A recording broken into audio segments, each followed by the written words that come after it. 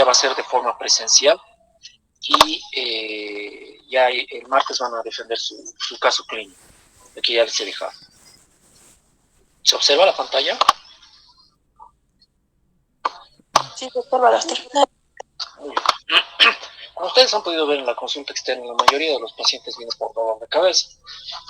Y la cefalea representa el principal motivo de consulta, no solamente en la parte neurológica, sino en la parte de medicina general. Infecciones urinarias, respiratorias, digestivas, todas vienen con dolor de cabeza. Hasta incluso la gripe, el COVID, todos vienen con dolor de cabeza y empiezan con dolor de cabeza. Entonces, uno tiene que ya saber enfocar cuál es una cefalea primaria y cuál es una cefalea secundaria, ¿ya? Las secundarias, obviamente secundarias a tumores, secundarias a aneurismas, secundarias a infecciones, o sea, N causas, tienen características especiales clínicas que son muy diferentes a las cefaleas primarias, ¿ya? Como les dejo aquí en la diapositiva 2, es uno de los síntomas más comunes y también más incapacitantes que tiene el ser humano. Dejan de estudiar por la cefalea o por la migraña, dejan de ir a prácticas, dejan de hacer varias cosas por el hecho de que están muy afectados. Y lo malo de todo esto es que esto es subjetivo, ¿no? Entonces, uno de ustedes, por lo menos, digamos, puede estar cursando con un dolor de cabeza que le impide ver la pantalla, por decirles, ¿no? Pero lastimosamente es subjetivo. O sea, a la persona que le digan que tiene dolor de cabeza, ese médico está en la obligación de hacer objetivo lo subjetivo. Muy bien. Entonces, la clasificación de las cefaleas principalmente son cefaleas primarias y secundarias. Y después vienen las trigémino-autonómicas. Entre las cefaleas primarias, con que ustedes sepan, migraña y cefalea tensional, está muy bien. ¿Ya? Migrañas pueden ser con aura y sin aura, pero también hay un sinfín de clasificaciones de la migraña. Migraña hemipléjica, migraña retiniana, migraña basilar, varias clasificaciones. Entonces, ahí tenemos que hacernos la pregunta, ¿qué es lo que duele adentro de la cabeza? ¿Ya? ¿Qué estructuras duelen adentro de la cabeza? El cerebro, por si acaso, no duele. Lo que duele son las capas que cubren el cerebro, es decir, la dura madre principalmente, la pía madre, después los grandes senos venosos, al mismo tiempo de que tienen una inervación correspondiente al nervio trigémino, ¿ya? También duelen las estructuras que rodean hacia los ventrículos laterales, a todo el sistema ventricular por donde pasa el líquido cefalorraquídeo. Entonces, en la fisiopatología, vamos a entrar de las migrañas, principalmente son cuatro actores, ¿ya? De la migraña: el sistema trigémino vascular, el hipotálamo, los núcleos del tronco y la corteza cerebral, ¿ya? Así como la pregunta del examen les decía, ¿cuáles eran los cuatro factores o cuatro actores que involucran en la motricidad? Porque no solamente es motoneurona superior, motoneurona inferior, también es cerebelo, ganglios de la base. Lo mismo pasa en la fisiopatología de la migraña y de las cefaleas principalmente. Sistema trigémino vascular, hipotálamo, núcleos del tronco y corteza cerebral. ¿Ya? Entonces vamos al sistema trigémino vascular. Es la inervación que reciben los vasos sanguíneos. Es decir, cuando se dilate o se contrae un vaso sanguíneo, duele, si es de forma muy acelerada. ¿Ya? Entonces, cuando sucede eso, hay un estímulo que llega al núcleo del nervio trigémino, a través del nervio trigémino, obviamente, ya sea en sus ramas B2 o B3, posteriormente al locus cerulus, al núcleo del rafe dorsal, y de ahí hacia el tálamo. Y en el tálamo, como todos sabemos, es una estación sensitiva de relevo, y de ahí llega hacia el cerebro como una percepción de dolor. Entonces, todas las características del dolor de cabeza son estos 6 que les muestro en esta diapositiva, ¿ya? La edad de inicio. Generalmente las migrañas son comunes en pacientes en edad fértil y en adolescentes, ¿ya? Por ejemplo, las arteritis de la temporal es netamente en pacientes por arriba de 60 años. La duración. Toda migraña debe durar máximo 72 horas. Ojo, máximo 72 horas. Si dura después de 72 horas se llama estado migrañoso, ¿ya? Y el estado migrañoso obviamente tiene que internarse el paciente, ¿ya? Porque no le van a dar una pastillita y que se vaya a su casa. No. El estado migrañoso necesita tratamiento especial, con oxígeno, corticoides, diuréticos en algunos casos, ¿ya? Es diferente. El inicio tiene que ver si es brusco o si es de forma gradual. Generalmente cuando hablamos de las migrañas, tiene un inicio en horas. Ya aparece, por ejemplo, el prodromo puede aparecer unas horas antes, de bostezos, estreñimiento o cambios de humor, y luego viene el periodo de aura que puede durar hasta máximo 30 minutos. Después del periodo de aura ya viene la fase de dolor. ¿Ya? Entonces, una cefalea de inicio súbito es otra cosa. Eso ya es una rotura de un aneurisma, una alteración en un vaso sanguíneo, ¿ya? Pero algo que el paciente lo describa de forma brusca es meritorio de hacer otro tipo de exámenes complementarios y no es migraña. ¿Ya? El tipo es lo que nos va a diferenciar entre una cefalea tensional y una cefalea migrañosa. ¿Ya? El tipo, por ejemplo, una cefalea tensional es de tipo opresivo, en cambio una cefalea migrañosa es de tipo pulsátil.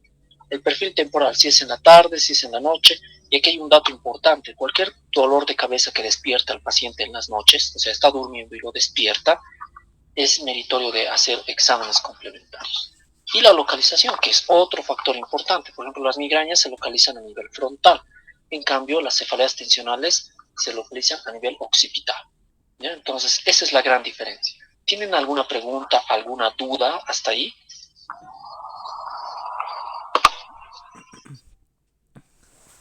Eh, ¿Está todo claro? sí, doctor. Sí, doctor. Muy bien. Vamos a entrar entonces a los criterios de solicitud de imagen. ¿Ya? O sea, no todo paciente con dolor de cabeza es meritorio de solicitar una tomografía. Algunos son extremadamente obvios, ¿no? Su cuadro clínico, y no es necesario pedir una tomografía. Pero hay criterios clínicos, ¿ya? Que nos ayudan a pedir dicho estudio. Principalmente si el paciente refiere datos de focalización. Focalización, como ya les he indicado, es la traducción clínica de una lesión en el cerebro. ¿Ya? Por ejemplo, la hemiparesia, la hemihipoestesia, una pupila grande, la parálisis facial central, la afasia, todos esos son datos de focalización. ¿Ya? Entonces, si el paciente viene con una cefalea parecida a una migraña con alteración o datos de focalización, significa que hay que hacer una tomografía. Igualmente, si la cefalea es nocturna, hay que hacer una tomografía. Si el cuadro clínico no cuadra tanto para una cefalea tensional como para una migraña, hay que hacer una tomografía. Y el inicio clínico atípico de una migraña también es criterio para pedir una tomografía. ¿Ya? Entonces, con ustedes, igual que todos hemos sido médicos de atención primaria, es muy difícil en algunos casos que puedan pagar a algunos pacientes una tomografía, por lo que debe primar su clínica, ¿no? La clínica y la entrevista. En las cefaleas, el 80% del diagnóstico se hace conversando, ¿no? La revisión clínica aporta un 10% porque la mayoría de los pacientes suele estar normal, ¿no? Hay que ver también los factores que precipitan y cuáles son los que disminuyen el dolor de cabeza. Como ustedes han escuchado en la consulta externa, eh, cada paciente es diferente, ¿ya? O sea, yo no le puedo decir al paciente que no coma esto, que no haga esto, porque eso puede ser para una mujer, digamos, adolescente, esas recomendaciones, pero en cambio para otra persona no lo es, ¿no? Entonces, cada paciente reconoce cuáles son sus precipitantes. Por ejemplo, algún tipo de comidas o alimentos, el queso, el vino, el chocolate, ¿no? En algunos pacientes, en otros son los embutidos, ¿no? Después, los cambios hormonales en la mujer, el estrés. Hay personas que no toleran el estrés, ¿bien? Y alteraciones en el ritmo del sueño. Incluso hay estudiantes de medicina que tras amanecerse al día siguiente están con migraña, ¿ya? Y no es porque han pensado mucho, eso es porque han dormido pocas horas, o a veces cuando duermen también muchas horas sucede eso, ¿ya?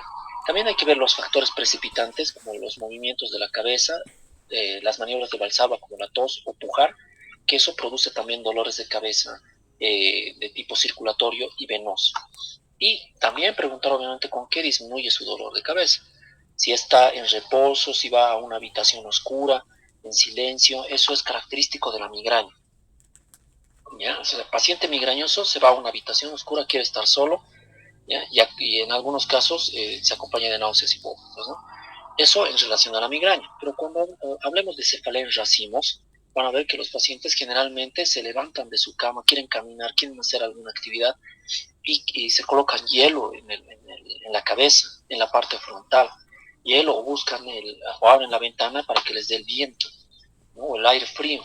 Entonces, eso es diferente al patrón de un dolor de características de la migraña, ¿ya? Entonces, vamos a entrar a la migraña. Como ustedes saben, que es un trastorno neurovascular. Eh, es el más frecuente de todos los síntomas neurológicos. Entonces, ustedes tienen que saberlos enfocar de acuerdo a las características clínicas. Como ya les he explicado, existen un sinfín de clasificaciones en la migraña, pero eso ya es más de la especialidad. ¿Ya? Lo que ustedes tienen que conocer es la diferenciación entre una migraña y una cefalea tensional, y diferenciar también si es una migraña con aura o sin aura, antes llamada común o clásica, y diferenciar también una cefalea en racimos. Como les decía, tiene fases, y en cada fase tiene un actor, ¿ya? En la fase de pródromos, el principal actor es el hipotálamo, ¿ya? El hipotálamo, como ustedes conocen, es una estructura que une la parte somática con la parte corporal, o sea, con la parte orgánica. La unión somática y orgánica. Ejemplo, si ustedes se estresan por algún motivo, esa es la parte emocional, ¿ya? Entonces, ¿dónde está la unión entre la parte emocional y la parte objetiva de lo que representa el cuerpo cuando uno está estresado? Es el hipotálamo, es el puente de unión, porque ese estrés que ustedes canalizan va directamente hacia el hipotálamo, y el hipotálamo empieza a secretar hormonas, principalmente el CRH, es decir, la hormona liberadora de corticotropina, la TRH, la hormona liberadora de tirotropina, y esos van hacia la hipófisis para secretar TSH y ACTH. Entonces, miren cómo algo que es subjetivo se vuelve objetivo, ¿ya? Entonces, el hipotálamo es una estructura primordial, es el director de orquesta del cerebro. Ahora, ¿cómo se representa el prodromos en los pacientes con migraña? Se representa con, ya les dije, bostezos, estreñimiento, cambios de humor, aumento de la diuresis, empiezan a tener poliuria en algunos casos, algunas mujeres cuando empiezan a representar ya una cefalea días antes del dolor de cabeza. Es por eso que algunos compañeros, ¿no?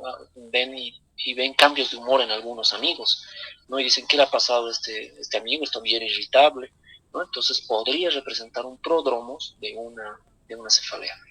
Entonces luego viene, en caso de las migrañas con aura, la fase de aura. La fase de aura está relacionada con un concepto: depresión neuronal propagada. Esa depresión neuronal propagada es más o menos de 2 a 3 milímetros por segundo.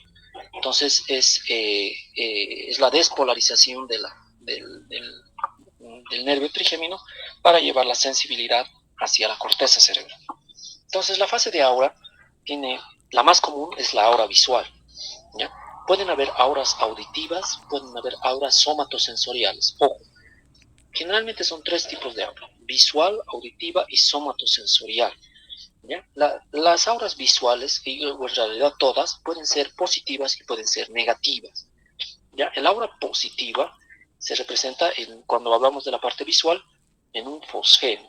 En cambio, una aura negativa se representa en un escotoma, ¿ya? El escotoma es como una mancha en el campo visual. En cambio, el fosfeno es como un destello, ¿ya? Como una luz en el campo visual. Lo mismo pasa en la parte auditiva. El aura positiva es la hiperacusia, ¿ya? Es decir, la sensibilidad hacia el sonido. Y la aura negativa es la anacusia o la hipoacusia, ¿ya? En algunos casos también existen perturbaciones de la percepción del sonido, ¿ya? Ahora, de situaciones extremadamente raras como está en la diapositiva. Se observa, ¿no? La diapositiva. Sí, doctor. Muy bien. Están los estados confusionales crepusculares, las paramnesias, las alucinaciones, las ideas o intentos de suicidio. Eso puede venir como un aura, un aviso antes del dolor de cabeza. Hemos visto casos parecidos, ¿no? Y justamente en la consulta externa de hace unos 2 meses vino una señora igual que se ha confundido dentro del consultorio, ha pensado que era un lugar, no, o sea, un prostíbulo, ha dicho, ¿qué yo hago aquí? ¿Por qué sáqueme de acá? Se ha desorientado totalmente y ya venía, digamos, con esas paramnesias y alucinaciones, y ella misma después decía, esto es como un aura, que luego le va a venir su dolor de cabeza, y de hecho ha venido su dolor de cabeza después, ¿ya? Una vez pasaba el hecho de la fase de aura, viene la fase de dolor. La fase de dolor, ahí están todos los actores involucrados. Por si acaso, en la fase de aura está el principal actor involucrado, es el sistema trigémino vascular. Y en la fase de dolor son el núcleo caudado del nervio trigémino, el núcleo del rafe dorsal, el núcleo del locus ceruleus y la corteza. Y luego viene la fase de recuperación. ¿Ya? El aura máximo debe durar 30 minutos, por si acaso. Algunos autores dicen una hora, ¿ya? Pero si el aura dura mucho más, se llama aura atípica, ¿no? Entonces ya ahí hay que empezar a hacer un diagnóstico diferencial con epilepsia. Es por eso que algunos neurólogos en la antigua, de antes, o sea, les hablo de unos 10 o 15 años, ya solicitaban directamente en las migrañas electroencefalogramas, lo que no es correcto, ¿ya? No es correcto pedir un electroencefalograma en una migraña a menos de que tenga características atípicas, ¿ya? ¿Hasta ahí tienen alguna pregunta, alguna duda? Sí, doctor, en el periodo prodrómico, ¿cuánto tiempo dura? Eso es muy buena pregunta. Puede durar de días a horas. No hay algo específico, ¿ya? O sea, el periodo de prodromos ha sido recién descrito hace unos 5 años o 10 años, ¿ya? Entonces, por ejemplo, el gran estudio que se ha realizado para determinar esto se ha hecho en mujeres que tenían cambios de humor y alteración del estado de alteración o irritabilidad y bostezos. Entonces, algunas han presentado hasta 3 días antes del dolor de cabeza. ¿Alguna otra pregunta?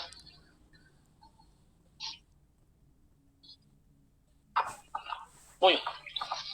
Este es el proceso fisiopatológico de la migraña, como les decía, la despolarización gradual de 2 a 5 milímetros por minuto, creo que les dije por segundo lo anterior, es por minuto, y se debe a una intensa actividad metabólica en el cerebro. Esto se ha detectado por tomografía por emisión de positrones. ¿Ya? Entonces, al determinarse una actividad intensa metabólica significa neurotransmisión y apertura de los canales de sodio y potasio, ¿no? Al mismo tiempo, el óxido nítrico y la adenosina y los productos del ácido araquidónico predominan en esa área regional, ¿ya? Y esto sensibiliza las fibras del nervio trigémino, los cuales llevan la parte sensitiva hacia la corteza cerebral, y eso se traduce como un aura. Ya, como les he dicho, el aura puede ser positiva o puede ser negativa. ¿Ya? Los criterios para la migraña son muy sencillos, y peor aún si son con aura, está cantado el diagnóstico. ¿Ya? O sea, una migraña, ustedes en este momento, si desean, pueden tocarse el hueso frontal o la frente, su frente, y eso es migraña, esa es la localización de la migraña. Es una cefalea unilateral, pulsátil, frontal, acompañado de náuseas o vómitos que se agrava con el ejercicio, ¿ya? O sea, intolerancia también al sonido y a la luz. Entonces, es netamente frontal el dolor de migraña, ¿ya? En algunos casos, como les dije, hay esos datos neurovegetativos. La parte vegetativa significa parte del sistema nervioso autónomo. A veces la pupila se dilata, o en algunos casos tienen visión borrosa, ¿ya? Entonces, ahí en el cuadro de al lado indica los auras, que son las auras que son mucho más descritas, ¿no? Los escotomas, la disminución del campo visual, los puntos brillantes. Porque el 80% de los pacientes viene con auras visuales, ¿no? Es muy poco el porcentaje después de que presentan auras auditivas, y peor aún somatosensoriales o psiquiátricas, ¿ya? Entonces debe durar máximo 3 días, de hasta 72 horas. ¿Ya? Entonces hay situaciones especiales de la migraña, por ejemplo la migraña y el sueño, ya les he explicado, ¿no? O sea, muchas horas de sueño, pocas horas de sueño predisponen. Igualmente la migraña y los cambios hormonales, ¿ya? Sobre todo relacionados con, el, con, el, con los estrógenos, ¿ya? La migraña y epilepsia, la migraña y el accidente vascular cerebral. Actualmente el nuevo factor de riesgo para el accidente vascular cerebral es la migraña. Una migraña maltratada, mal manejada, predispone a ese paciente a desarrollar accidente vascular cerebral. Igualmente migraña y vértigo. Esas asociaciones pueden existir, ¿ya? Y las situaciones especiales principalmente son la migraña en la infancia. La migraña en la infancia es un tema muy apasionante porque el niño pues no dice me duele la cabeza, un niño de 2, 3 años, ¿no? Generalmente se manifiesta directamente con datos clínicos. ¿Cuáles son? Vómitos cíclicos, irritabilidad o dolor abdominal, ¿ya? Y alteraciones de la marcha. Aquí está, vómitos cíclicos, vértigos recurrentes y dolor abdominal paroxístico, ¿ya? O sea, el niño se agarra el abdomen y empieza a llorar. Entonces los padres preocupados van donde un gastroenterólogo pediatra o donde el pediatra y piensan que es una infección intestinal. Peor aún todavía si vomita, ¿no? Entonces parecería ser un cuadro clínico clásico de una gastroenteritis, pero en realidad eso se llama migraña abdominal. Y es bien característico de los niños antes de que empiecen a describir algunos síntomas de forma mucho más clara, ¿ya? Y ya cuando están caminando a partir del año de edad, caminan normal y luego empiezan a tener un tambaleo. Vértigo recurrente igual es característico de las migrañas de ese tipo, ¿no? O sea, de los equivalentes migrañosos en la infancia. Migraña en el embarazo, igualmente, o sea, el embarazo representa como un factor protector. ¿Ya? A ver, voy a buscar un rato la presentación. A ver. Sí.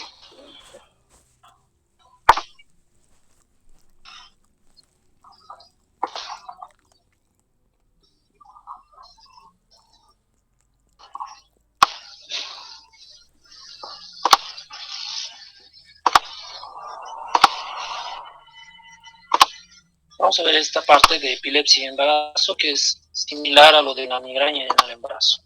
¿Ya? Por ejemplo, el rol del hormonal en las pacientes con epilepsia y en algunos también con migraña representa un equilibrio hormonal, pero cuando los estrógenos predominan, los estrógenos son factores proconvulsivantes, ¿ya?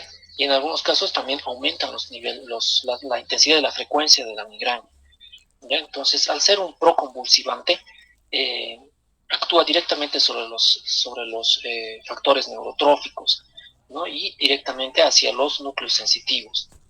En cambio, la progesterona es un anticonvulsivante natural. ¿Ya? Entonces, en el embarazo predomina la progesterona. ¿Ya? Y esto se convierte en alopregnenolona y es un neuroesteroide con efecto anticonvulsivante. Entonces, en el embarazo es muy difícil ver pacientes que tengan crisis epilépticas de nuevo, o sea, de inicio, o debuts de crisis epilépticas, porque predomina la progesterona. No les digo que no van a ver, sí hay, hemos visto varios casos, incluso durante un trabajo de parto hace varios años, la paciente no tenía ningún antecedente de crisis epilépticas y ha convulsionado durante el trabajo de parto, ¿no? Entonces, igualmente, o sea, ¿qué es lo que les predispone a tener crisis epilépticas? La luz, el ruido intermitente, la falta de sueño, igual que la migraña, ¿no? Los factores desencadenantes como la falta de sueño, ¿no? El desequilibrio hormonal, el estrés, todo les predispone a tener dolor de cabeza en el trabajo de parto. ¿Ya? Entonces este cuadrito es bien interesante para que ustedes lo analicen.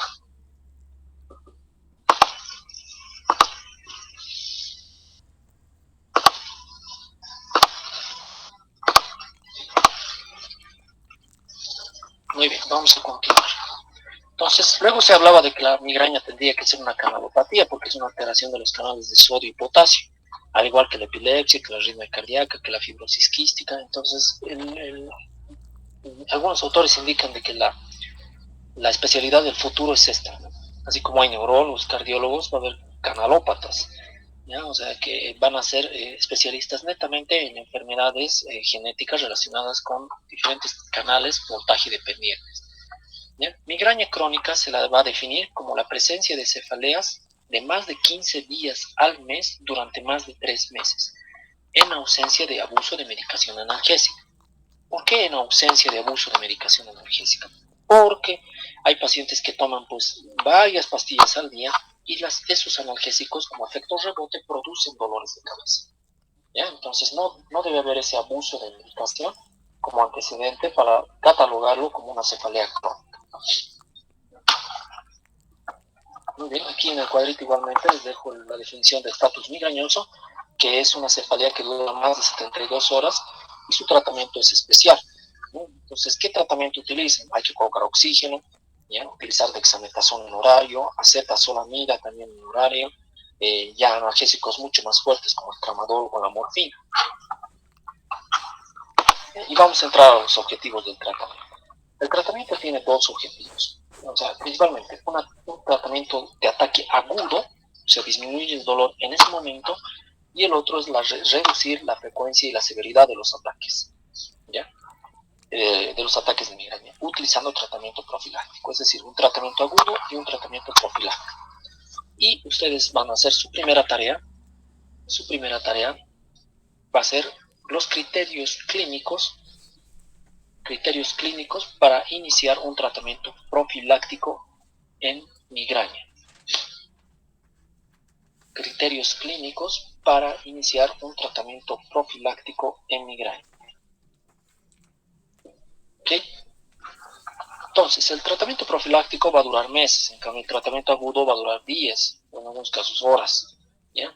El tratamiento profiláctico se usa estos 4 primeros medicamentos, ¿ya? Son las grandes familias: beta bloqueadores, antidepresivos, bloqueadores de los canales de calcio y antiepilépticos, ¿ya? Entonces, entre los beta bloqueantes están el propranolol, el nadolol, antidepresivos, duloxetina, amitriptilina, los canales de calcio, la flunarizina y el nimodipino, y en los antiepilépticos principalmente el topiramato, el lamotrigina y el ácido valproico, ¿ya? Entonces, no es una receta de cocina que un paciente viene y yo le inicio el otro, así, ¿no? O sea, de forma de memoria. Tenemos que saber elegir cuál es el mejor, ¿ya? Entonces, por ejemplo, si hay un paciente hepatópata que viene con migraña, no le voy a iniciar pues ácido valproico, porque el ácido valproico empeora las hepatopatías, ¿ya? Podré iniciarle propranolol. Igualmente, un niño que viene con migraña, en los niños está autorizado el uso de propranolol. Por ejemplo, si hay migraña y ansiedad, o migraña y depresión, podremos utilizar la amitriptilina o la duloxetina, ¿no? Entonces, eso le va a ayudar, pero también hay que ver los efectos adversos, como el glaucoma o las enfermedades prostáticas, ¿ya? Por ejemplo, en pacientes cardiópatas no podré utilizar mucho el propranolol, ¿no? Es peor todavía si tienen un bloqueo cardíaco, ¿ya? Entonces, así sucesivamente. Si viene un paciente con migraña y mareos, entonces podré utilizar la flunarizina o el nimodipino como un tratamiento profiláctico, ¿ya? Entonces, el tratamiento profiláctico se basa en la elección del medicamento en base a la edad, en base al género o sexo, a las comorbilidades, ¿ya? Comorbilidades, es decir, si es hepatópata o si es cardiópata, y en último caso, la parte económica, ¿ya? Por ejemplo, si un paciente del campo que tiene pocos ingresos, no podré utilizar levetiracetam, ¿no? Porque cada pastilla cuesta 15, 30 bolivianos. Entonces podré utilizar nimodipino o propranolol, que son un poco más accesibles, ¿ya? ¿Han entendido eso? Los criterios para la elección del medicamento.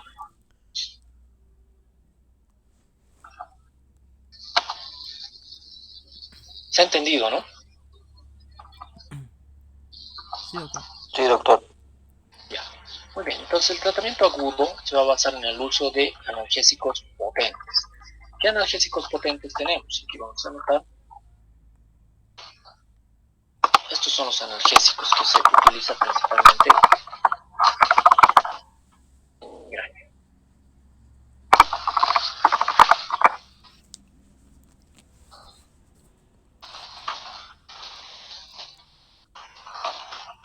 Naproxeno es el primero, en primer lugar, para el uso de ataque, ¿no? En migrañas agudas. Después, el metronidazol, el ibuprofeno,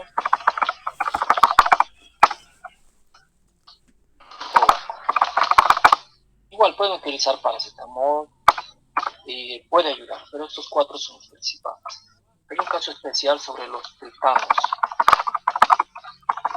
que son el sumatriptán, paratriptán. Estos agonistas de la 5-hidroxitriptamina decir, de la serotonina, ayudan a disminuir el dolor cuando está en una fase de aura, por si acaso. ¿Ya? Lo recomendable es que esto puedan utilizarlo en la fase de aura. ¿Ya? Una vez que ya se establece el dolor, es muy poco el efecto que van a encontrar de estos medicamentos. ¿Ya? Entonces, fase de aura. Sumatriptán, naratriptán, rizatriptán.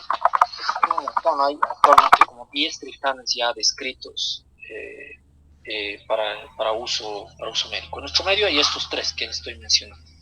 Son caros, un poco caros. Por ejemplo, el sumatriptán, o mejor dicho, el rizatriptán, cada pastilla es 30 bolivianos. ¿No? En cambio, el sumatriptán es un poco más accesible. Entonces, por eso ese es el que damos nosotros en la consulta externa, el Sumax, ¿no? El nombre comercial. El sumatriptán también está autorizado su uso durante el embarazo. ¿Ya? Entonces, estos son los medicamentos que se puede utilizar en la parte de ataque.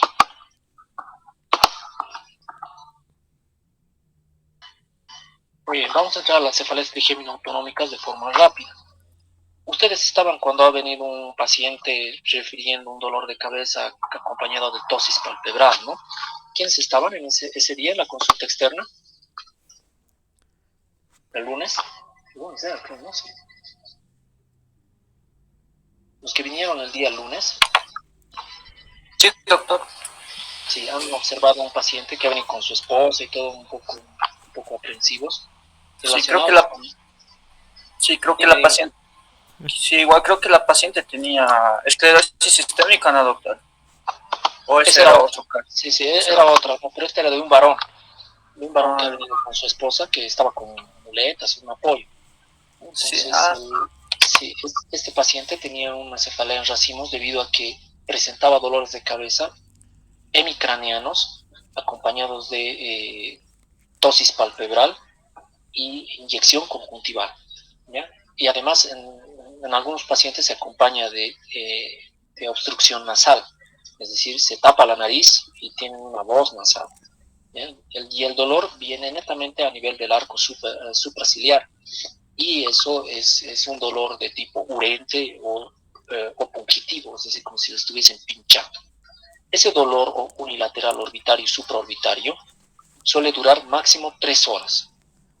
Máximo 3 horas y mínimo pocos segundos. Por eso es que se lo confunde con una neuralgia del trigémino. Las neuralgias del trigémino, por ejemplo, son dolores eléctricos de poco tiempo, de corta duración. ¿Ya? Entonces, el principal diagnóstico diferencial de una trigémino autonómica es la cefalea, la neuralgia del trigémino. ¿Ya? Entonces, este tipo de crisis pueden aparecer hasta 8 veces al día. ¿Ya? Digamos, dura unos 10 minutos, está 1 hora tranquilo y de nuevo vuelve a aparecer. ¿Ya? Y el tratamiento está en base al uso de oxígeno. ¿Ya? Es decir, el paciente debe recibir por 20 minutos oxígeno a 6 litros por minuto. ¿Ya? Algunos utilizan el sumatriptán también, el medicamento que les he explicado anteriormente. ¿Ya? Al mismo tiempo también se puede utilizar corticoides, que es el tratamiento profiláctico, el tratamiento preventivo. ¿Ya? Es decir, con corticoides a 5 miligramos cada día o 10 miligramos cada día por 2 meses o un mes puede ayudarle a disminuir la intensidad y la frecuencia de estos dolores especiales. ¿Ya? En esta tabla se observan las principales características de la gran familia de las cefaleas trigémino-autonómicas. ¿Ya? Por ejemplo, la más común es la cefalea en racimos. Después viene la hemicrania paroxística, la hemicrania continua, el ZUNC y la cefalea hípnica. ¿Ya? Entonces, en este cuadrito están descritas esos 5 grupos o 5 diagnósticos diferenciales de la cefalea en racimos. ¿Ya? Es muy raro encontrar la cefalea en racimos incluso en una consulta común, ¿no? De un neurólogo. Vendrán pues 1 o 2 pacientes al año. ¿Ya? Entonces, por eso hay que hacer diagnósticos con arteritis de la temporal. ¿Ya? Es la inflamación de la arteria temporal, cuyo diagnóstico se basa en solicitar el BES y el PCR. El BES y el PCR. ¿Ya? El BES es la velocidad de eritrosedimentación y la proteína C reactiva, los cuales están elevados, acompañados de un proceso inflamatorio. ¿Ya? Igualmente están aquí el síndrome de Reader, el síndrome paratrigeminal de Rieder se llama. ¿Ya? Este síndrome paratrigeminal es un dolor interno a nivel del paladar que simula como una neuralgia de trigemia. ¿Ya? Igualmente el síndrome de Tolosa-Home, donde está involucrado el seno cavernoso, ¿ya? Es decir, un seno venoso intracraneal, el feocromocitoma, la hemicrania paroxística y la neuralgia del trigemio. ¿Ya? ¿Han entendido esto en relación a la cefalea en racimos, trigémino-autonómicas?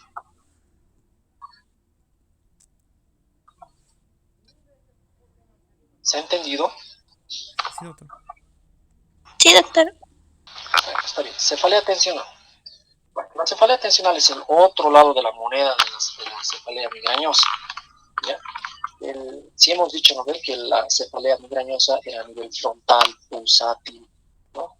Acompañada de náuseas y vómitos. La cefalea tensional es todo lo contrario, es localización bilateral, occipital, es decir, posterior. Si ustedes desean pueden tocarse la nuca, es ahí la localización de la cefalea tensional, ¿ya? De carácter opresivo, no viene acompañado de náuseas ni vómitos, no empeora con la actividad física, ¿ya? Por eso ahí está el cuadrito, como les dejo los criterios diagnósticos de una cefalea tensional episódica frecuente, sin náuseas ni vómitos, y puede asociarse en algunos casos, ¿sí?, a fotofobia y sonofobia, ¿ya?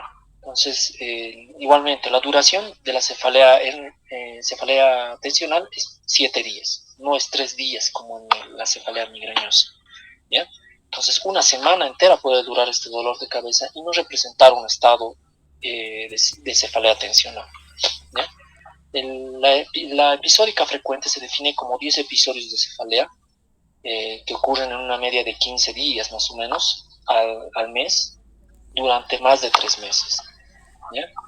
Acá están las características del dolor de la cefalea tensional. Como les decía, viene desde atrás y puede irradiarse hacia adelante en algunos casos, que es muy raro. Generalmente se queda atrás.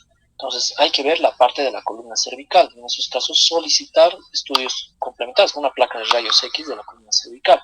Entonces el paciente lo describe como si estuviese una cinta apretándole la cabeza, ¿ya?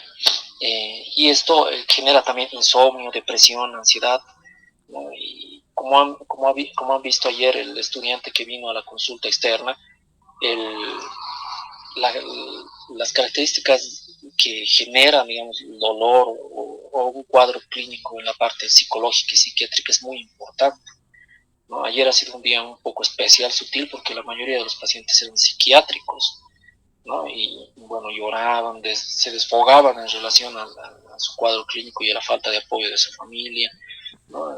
Y era muy, muy complicado el entorno familiar que a veces tiene que apoyar en este tipo de dolores, ¿ya? Entonces, la clasificación está ahí, ¿no? Cefalea tensional episódica frecuente, infrecuente, la cefalea tensional crónica y la cefalea tensional probable.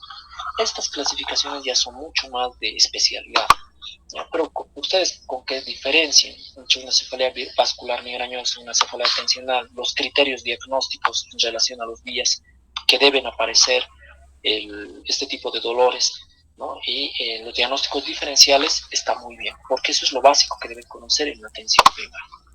¿Qué medicamentos podemos usar? ¿Ya? O sea, para el tratamiento de la cefalea tensional hay tratamiento farmacológico y no farmacológico. En el farmacológico son los analgésicos con los que ustedes tengan mejor experiencia.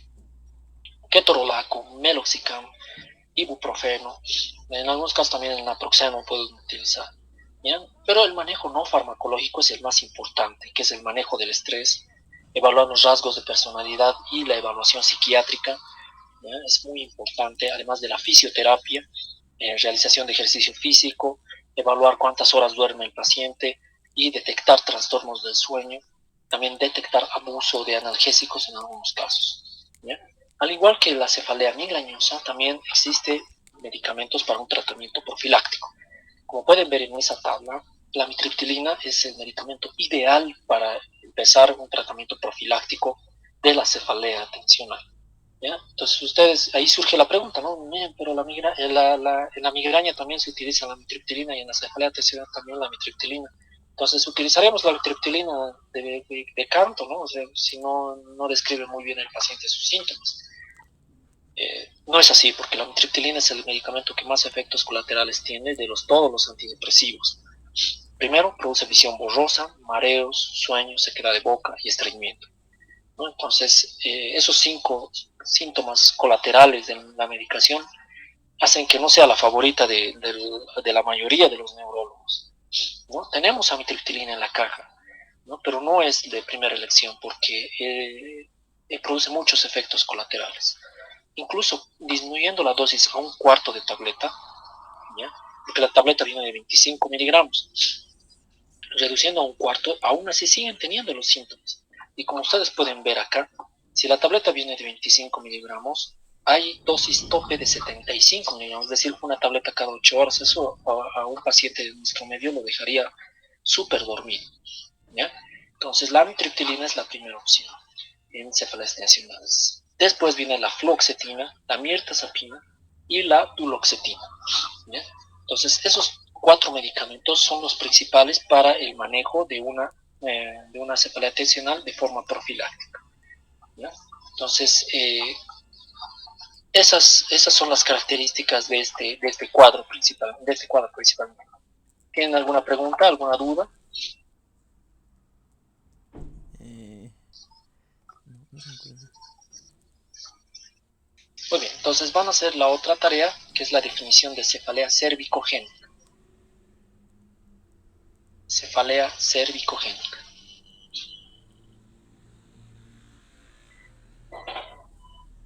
Muy bien, entonces el día martes, esta tarea por si acaso es hasta el día lunes hasta las 23:59, estas 2 tareas que les estoy dando. El día martes ya van a venir al hospital, o es que tienen alguna actividad. No, doctor, no hay programada ninguna actividad hasta el momento para la semana que viene, doctor. Ya, entonces martes y viernes de la próxima semana lo vamos a hacer en el hospital, ¿ok? Está bien, Van a doctor. defender ahí el caso clínico, después y vamos a avanzar el tema de epilepsia, ¿ya? Epilepsia. Les voy a dejar unos videos que tienen que verlo antes de la práctica, ¿ya? Es para diferenciar los diferentes tipos de crisis epilépticas. No voy a poder avanzar el tema si es que ustedes no han visto ese video, ¿ya? Desde ese video también van a surgir algunas preguntas, entonces el día martes me las van a hacer. ¿Entendido? Está bien, doctor. Muy bien, entonces si no hay más preguntas nos Doctor, estaríamos... tengo una Dime, pregunta. Raúl. Si en el caso de la migraña, que se dicen habitualmente unilaterales, ¿en qué casos pueden ser bilaterales? Porque he estado leyendo en otras bibliografías que pueden ser bilaterales también. Claro, frontal bilateral puede ser descrito. Ahora también frontal bilateral viene la cefalea tensional. Y en caso de migraña, doctor, ¿en qué O casos sea, puede? cefalea pulsátil es migraña, pues. O sea, todo lo que sea pulsátil, como latido, y es frontal, unilateral, eso es un cuadro clínico de migraña. Entonces, si viene frontal, pulsátil, bilateral, también sigue siendo migraña porque es pulsátil. Ahora, si viene frontal, opresivo, ¿no? Con otras características clínicas, por ejemplo, sin náuseas ni vómitos, sin intolerancia a la luz o al sonido, y suele ser pulsátil, en esos casos sí hay que pedir una tomografía. Es por eso que les decía, se solicita una tomografía cuando el cuadro clínico no concuerda con cefalea tensional ni con cefalea migrañosa. Ahí se pide una tomografía. Porque puede ser sinusitis incluso, una sinusitis frontal. Está bien, doctor, muchas gracias. Muy bien, ¿alguien tiene otra pregunta? Bueno, entonces el examen también de cefaleas y epilepsia, lo que vamos a avanzar el día martes, se lo va a dar el viernes, el próximo viernes. Ok, también de forma escrita. Bueno, si no tenemos más preguntas, nos estaríamos despidiendo. Tengan buen fin de semana. Que les vaya bien. Gracias, doctor. Gracias, doctor, Muchas igualmente. gracias, doctor. Igualmente, doctor. Hasta luego, doctor. Chao, chao.